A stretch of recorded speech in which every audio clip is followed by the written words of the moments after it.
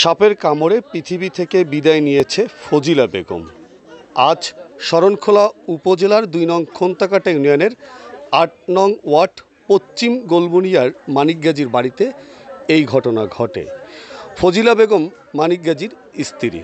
তিনি সকালবেলা আমার সামনে যে জায়গাটি দেখতে পাচ্ছেন তার ঘরের পিছনে তিনি ঘুম থেকে উঠে এখানে তিনি কাজ করতে এসেছিলেন এবং তখনই স্থানীয় যারা আছেন তারা বলছেন যে এই পীড়া রয়েছে, সেই ঘরের পীড়ার উপরে সাপটি অবস্থান করেছে এবং সাপটি সাথে সাথে তাকে আঘাত করেছে এবং আঘাত করায় তিনি সাথে সাথেই চিৎকার দিয়ে ওঠেন যে তাকে সাপে আঘাত করেছে। এরপরে তিনি সাথে সাথে অজ্ঞান হয়ে পড়লে স্থানীয় জনসাধারণ এবং তার স্বামী ছুটে আসেন মানিকগাজী।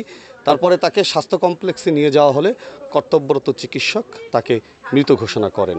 এখন এইরকম একটি অপ্রত্যাশিত ঘটনায় এলাকায় শোকের ছায়া নেমে এসেছে এবং এলাকাবাসীরা তারা কোনোভাবেই তার এই মৃত্যু মেনে নিতে পারছে না।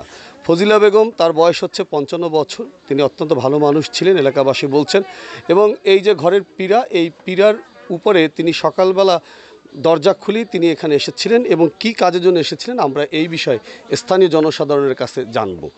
ফজিলা বেগম তাকে সাপে কেটেছে এবং সাপে কাটায় তিনি পৃথিবী থেকে বিদায় নিয়েছে, সেই সম্পর্কে বিস্তারিত জানতে চাই। আমি পাশের বাড়ি, সে আমার ভাবি হয় আর কি। তো সকালবেলা পাশের ঘরের ওই যে মামি দৌড়ে গেছে, এরকম মানিক ভাইয়ের বউর পায়ে কামড় দিয়েছে। তা আমি তাৎক্ষণিক ঘুম থেকে উঠে আসছি, আসার পরে তারে নিয়ে গেলাম আর কি গাড়িতে। যখন পথে নিতেছি তখন 2বার বমি করছে আর কি। তো ওই রাস্তায় যাওয়ার পর বমি করছে, বমি করার পর আমি উঠে তাকে গাড়িতে উঠাইয়া স্বাস্থ্য কমপ্লেক্সে পাঠাই দিয়ে আমি সকালে বাড়ির ভিতরে আবার ঢুকছি, এর ভিতরেই ফোন আসছে যে সে মারা গেছে হসপিটাল থেকে আর কি। কীভাবে কামড়ালো তাকে জানেন কি? হ্যাঁ, সকালবেলা উঠে দরজা খুলেছে, ওই রাত্রে গাব খাইছে, তা গাবের ছোলা ফালাইয়া পীরের মাথা থেকে যখন ঘরে আসছিল তখন কামড় দিয়ে তার সাপ তার ঘরের ভিতরে গেছে।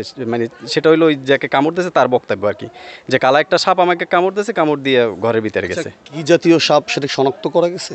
এটা তো সে ছাড়া কেউ দেখিনি আমরা, না কেউ দেখিনি। আচ্ছা, এই এলাকায় কি সাপের আনাগোনা আছে?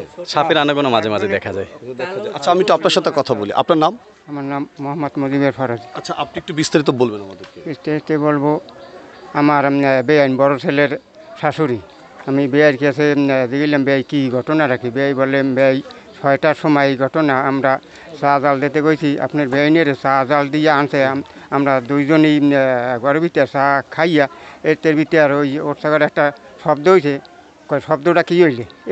এই আপনার বেআইনে হেনে চলিয়ে কাপ 2টা হাতে নিয়ে যে পীরের উপরে দরজা মিললে এক পদ্ধতি আর এক পদ্ধতি পর এই চিৎকার মারতে পর এই বেআই আমার দৌড়ি গেছেন, যাইকে কী হয়েছে? কয় আমার সাপে কামড় দেয়। কয় সাপ কই? কয় এখান যে ঘরের ভিতরে ঢুকছে, ঘরের ভিতরে নামাজের খাট এর ভিতরে। আপনারা কি সাপ উনি শনাক্ত করতে পেরেছে বা আপনারা সাপটি দেখেছেন? উনি শনাক্ত করতে, হাফটা বেশি লম্বা না, সাপটা মোটা কালো এই ভিতরে ঢুকছে। তারপর এই আমার বেআই এই লাইট দূরে খাটের তলে ই করছে, কোথাও দেখে না সাপ। এইটা